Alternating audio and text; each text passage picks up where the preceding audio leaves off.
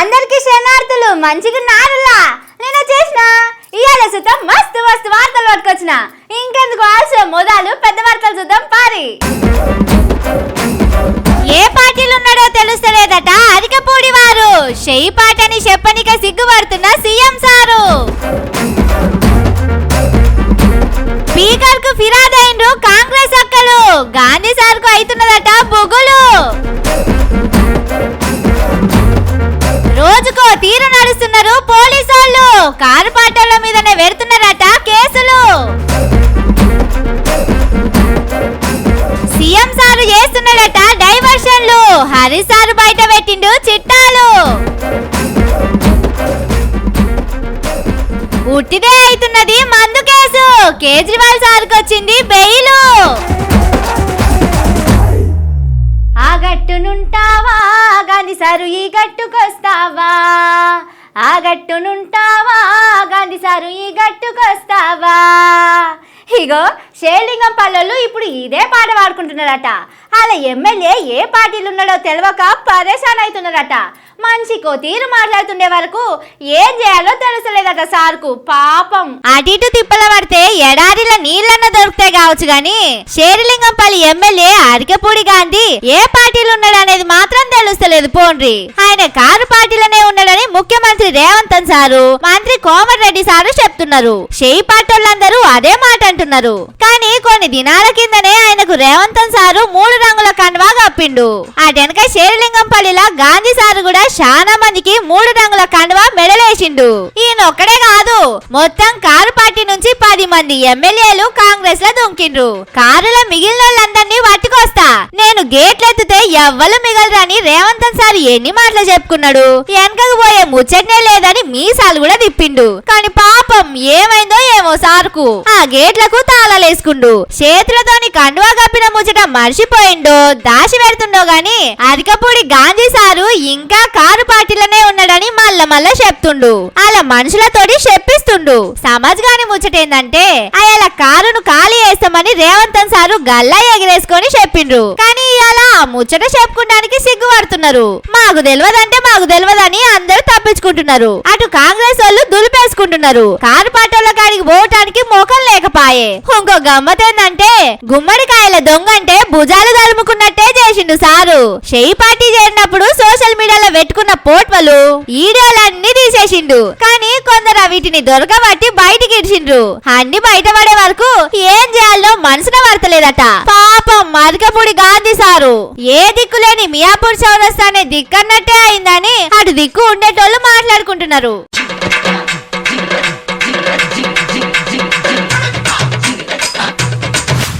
ఈ నడుమ పోలీసోళ్ళు సూర్యుడిని చంద్రుడిని బాగా ఫాలో అవుతున్నట్టున్నారు.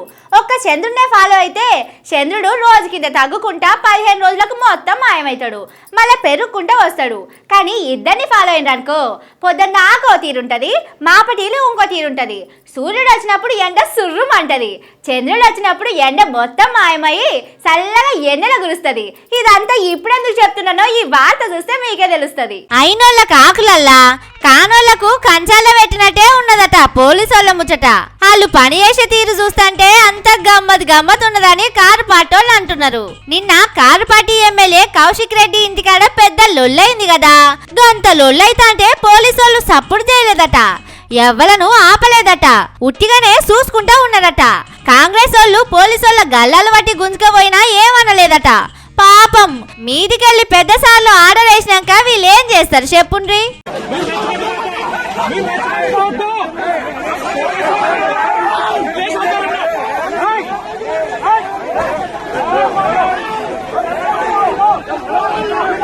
కానీ నడి రాత్రి పోలీసులకు రూల్స్ యాదికొచ్చినాయట. నౌకర్లో చేరినప్పుడు చదువుకున్న పుస్తకాలు కళల యాదికొచ్చినాయో లేకపోతే ఇంకేమన్నా అయిందో గాని అదే రాత్రి కాకి బట్టలేసుకొని కారు పాటోళ్ళ ఇండ్ల మీద పడ్డారు. ఎక్కడోళ్ళను అక్కడ అరెస్ట్ చేసిండ్రు. ఇండ్ల ముంగట పోలీసు బెటానియన్లనే దింపిండ్రు. అగో నిన్న Congress MLA car party MLA ఇంటి మీదకి పోతా అంటే రూల్స్ యాదికి రానట్టున్నాయి. ఇవాళ కారు పాటోళ్ళు బయటికి వెళ్తామని చెప్పగానే ఉన్న కార్లు వ్యాన్లన్నీ తీసుకుపోయి అలా ఇండ్ల ముంగట పెట్టిండ్రు. మరి ఇదే హౌస్ అరెస్ట్ నిన్న గాంధీ గారిని చేసి ఉంటే ఇష్యూ జరుగునా? ఇలా హైదరాబాద్ లో ఉన్న బీఆర్ఎస్ ఎమ్మెల్యేలను హౌస్ అరెస్ట్ చేసిండు, మాలాంటి వాళ్ళని హౌస్ అరెస్ట్ చేసిండు. మరి నిన్న గాంధీ గారిని ఎందుకు హౌస్ అరెస్ట్ చేయలేదు? దీంతో తేట తెల్లం కదా. పాపం రేవంత్ సారు నిన్న ఢిల్లీలుండే, రాష్ట్రంలో అవుతున్నది తెలవనట్టున్నది. ఇవాళ ఇక్కడికి రాగానే మస్తు బాధపడ్డాడట. అయ్యో నా హైదరాబాదు ఇట్లయిపోతున్నది, కారు పాటోళ్ళు రోడ్ల మీదకి వస్తే పట్నంకున్న పేరు ఖరాబ్ అవుతుందని మస్తు బాధపడి కళ్ళల్లో నీళ్లు తీసి ఆ టెన్క జేబులోకి వెళ్ళి ఫోన్ తీసి డీజీపీ సార్కు కలిపిండట. ఎవరన్నా ఎక్కువ చేస్తే ఇయ్యారమ్మా ఎలా జోపుండ్రి, లోపటేయండ్రి, హైదరాబాద్ పేరు ఖరాబ్ కావద్దని జనంత గట్టిగానే చెప్పిండ్రట.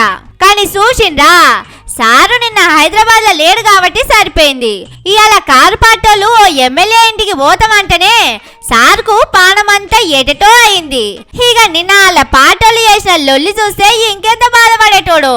అవసరమైతే ఆర్మీని దించి వాళ్ళని దండించేటోడు కావచ్చు. ఎందుకంటే మనోళ్ళు మందోళ్ళని చూడడు సీఎం సారు. తప్పు ఎవరు చేసినా తప్పే అంటాడు. తప్పు చేసిన వాళ్ళను కోదండం ఎక్కిస్తాడు. వాళ్ళు షెయి పాటోళ్ళైనా షెడ్డి దోశలైనా సరే.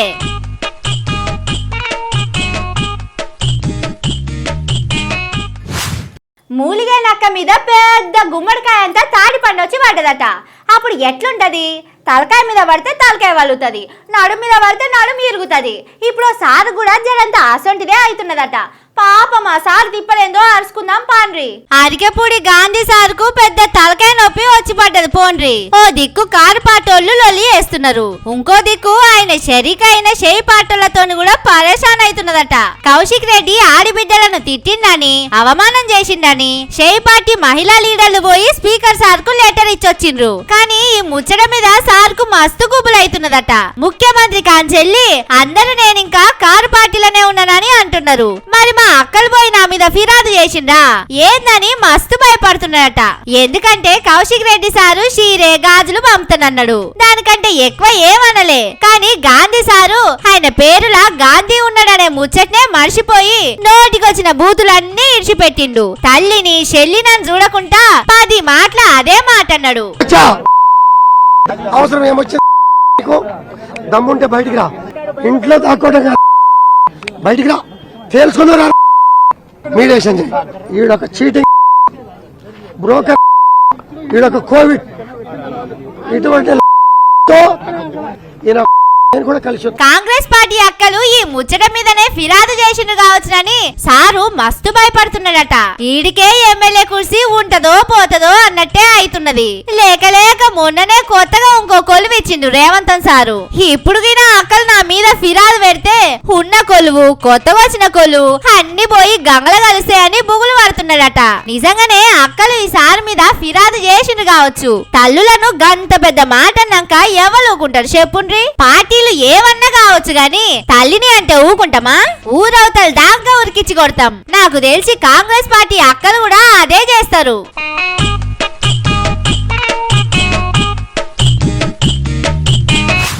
అందరూ తూర్పుకు చూస్తే మనం పడమరకు పోవాలి, అందరూ పడమరకు చూస్తే మనం తూర్పు ఉరకాలి.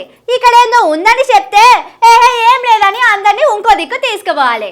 తాగడానికి నీళ్ళు ఇస్తలేనని జనాలు లొల్లి చేస్తా అంటే కాళేశ్వరంలో గేట్లు ఊసిపోయినాయని చెప్పాలి. ఇదంతా ఎవరి గురించో కాదు, మన సర్కారుల గురించే. కుర్చీలో కూర్చున్న కాంచెల్లి ఇప్పటిదాకా రేవంత్ సార్ ఏం చేస్తున్నాడో చిట్టా పద్దులు మొత్తం చూపించిండు హరీష్ రావు సారు. మీరు కూడా చూడుర్రి. కూడా రేవంత్ రెడ్డి గారిది ఏంటంటే డైవర్షన్ టాక్టిక్స్. ఇవాళ 6 గ్యారంటీల అమలు గురించి మేము మాట్లాడుతూ ఉంటే దాని గురించి ఎప్పుడైనా మేము గ్యారంటీల గురించి పోరాటం చేస్తే దాన్ని మర్పించడానికి ఒక డ్రామా చేస్తుంటాడు. రుణమాఫీ గురించి బీఆర్ఎస్ పార్టీ పోరాడితే హైడ్రా అనే ఒక డ్రామాను ముంగట పెట్టిండు. ఖమ్మం వెళ్లి వరద బాధితులకు సాయం చేయడంలో కాంగ్రెస్ ప్రభుత్వ ఫెయిల్యూర్ను మేము ఎండగట్టే ప్రయత్నం చేస్తే అక్కడ రాళ్ల దాడితో ఓ డ్రామాను క్రియేట్ చేసే ప్రయత్నం చేసిండు.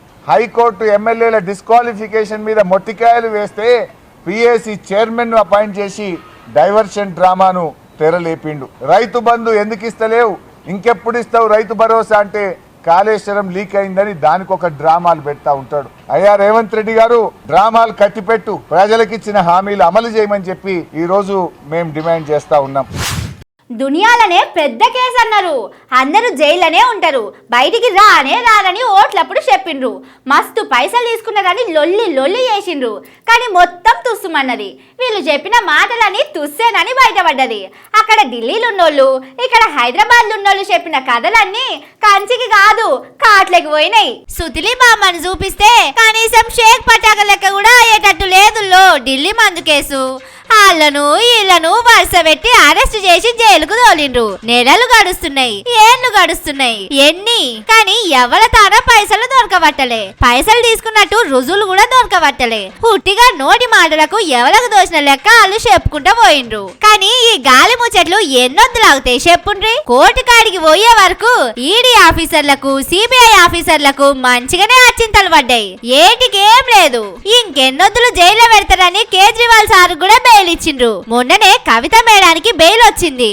దానికి మొదలు సిసోడియా సార్ కు బెయిల్ వచ్చింది. ఈ కేసులున్న చాలా మందికి బెయిల్ ఇస్తున్నది కోర్టు. కేసంతా ఉట్టి కథనే ఉన్నదని కోర్టుల్లో కూడా సమజైనట్టున్నది. నిజంగానే తప్పు చేసుంటే ఇన్నొద్దుల సంది ఆఫీసర్లకు పైసలు దొరకాలే, ఏదో ఒక లెక్క దొరకాలే. కానీ ఏం దొరకలేవట. ఏదో సర్కారోళ్ళు చెప్పిండ్రు మేం చేస్తున్నామన్నట్టే ఉన్నదట ముచ్చట. కానీ చిన్నగా కథ నడిపించిండ్రు ఆ ఇన్నొద్దులు. భూమి మీద ఎన్నడూ ఎవ్వరు చూడనసొంటి స్కామ్ చేసిండ్రు. పైసలు తీసుకున్నారని కాంగ్రెస్ వాళ్ళు, పూపాటోళ్ళు ఎంత లొల్లి చేసిండ్రు పాపం. ఇప్పుడు అలా మొఖాలన్నీ ఎట్లున్నాయో. రేపు కేసు మొత్తమే కొట్టుడు పోతే జనాలకు ముఖం ఎట్లా చూపెట్టాలని కొందరికైతే ఏడ్స్డే తక్కువ ఉన్నదట.